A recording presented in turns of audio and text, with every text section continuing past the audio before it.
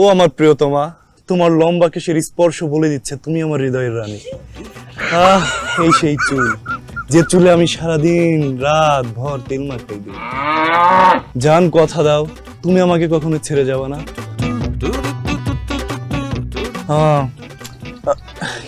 জান, কেমন জানো তো আমি তোর সাথে আর থাকবো না। তুই তোর প্রিয়তমা নিয়ে থাক, তোর সঙ্গে আমি আর নাই। তা কই যাও আরো বাকি আছে খেলার বাকি আছে। যাও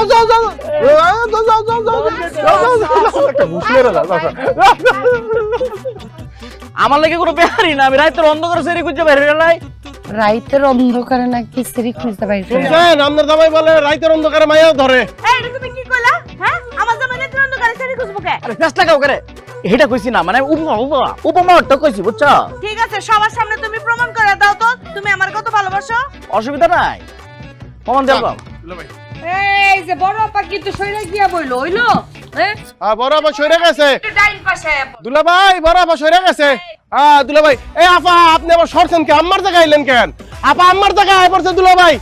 এই যে শাবাশ, ডাইনে ডাইনে ডাইনে কইয়া পড়লো, এই যে বামে না এই চরিত্রি আল্লাহ পারে একদম কি ভালোটা বাসে দুলাবে। এই শরম পাও করে, আব্বা আম্মা তো অনুমতি দে। শুনো, এই বেশ আমরা শরম পাও লাগবে না। আজগো অপমান হলো কিতা যে এই দুনিয়ার মধ্যে সবচেয়ে বেশি ভালোবাসি তোমারে। আমার আরেকটা জিনিস প্রমাণ হয়েছে, আমার এই দুই চোখ যদি কাটা চামচ দিয়ে তুললা ফেলায় তাইলেও কিন্তু তোমার চিন্তা বাইরের কোনো বিষয় না। আই লাভ ইউ জান। ওরে থামা পদ্ম, আমি কিন্তু তোর মাথা পাঠাই বলবো। থামা বেটা, তুই কারে দোষ? খেলা শেষ হয় বড় আপা।